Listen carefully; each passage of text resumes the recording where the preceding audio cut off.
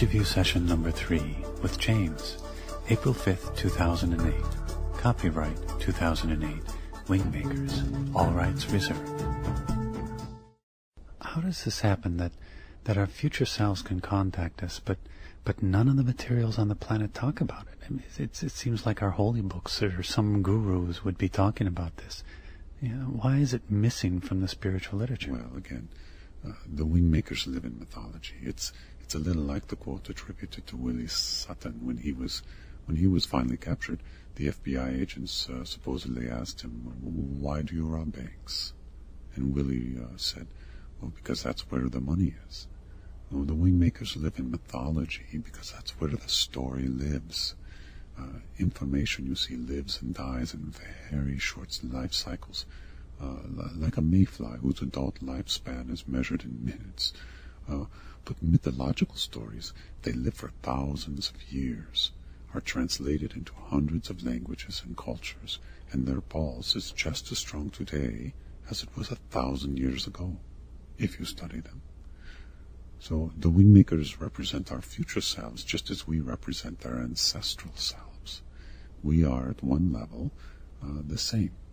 When you take space-time out of the equation, of course. The future is rendered in obscure mythological stories because our future selves don't want to overextend their help by interfering with our own choices and free will. There are other species, extraterrestrial in nature, that are also linked into our human cause or destiny, and they also want to be helpful, but not preempt our collective vision because they know already what we have become. And this post-human chrysalis we are currently in is very, very impressionable. Yeah, so in other words, because our future selves are already known to be like wise and loving beings, no one wants to screw it up by interfering with us. It's sort of like that. Excuse me, Mark. Yes, but that's a simplification. The human species extends well beyond our current definition of what a human is. As you know, everyone on the blue planet is 99.9% the same in terms of their DNA.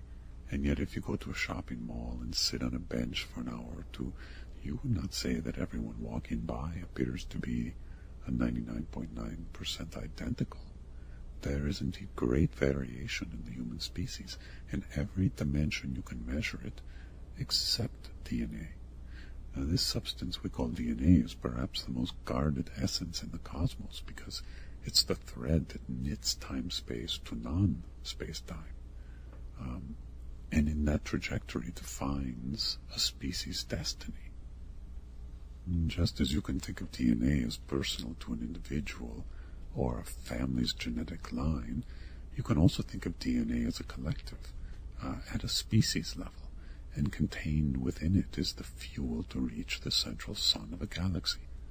I realize this seems metaphorical, and in part it is, but the essence of what I say is quite literal. Okay. It's good. I'd like to return to our initial interaction with the Wingmakers. What was the experience that convinced you to develop the materials in mythology? Yeah, I understand your interest in tracing this back to the headwaters or source material, but as I've already said, it is not contained in a single experience or an aha moment. I'm aware that some people have had this type of sudden awakening where cosmic consciousness floods their human instrument and they are forever changed by the light. In my case, it was less spectacular and more of a gradual succession of events and experiences that shaped my energetic alignment to the Wingmakers. Mm-hmm. But when you first communicated with them, what was it like? I'm not trying to be evasive, Mark, but let me try to explain it like this. Let's say I'm an astronaut, but instead of a spaceship, I make use of my consciousness to explore new space-time dimensions. In doing this, on one journey I stumbled upon a consciousness that was non-terrestrial, operating outside of our space-time, and yet, because of our space-time trajectories, a powerful connection was instantly made as if it was set up in ancient times with meticulous care. When I first made contact with this collective consciousness, it was obvious that it had an intelligence that dwarfed mine, and yet it was so intimate with my world that it could only be a part of it, either as an observer or an experiencer. As it turned out, it was both.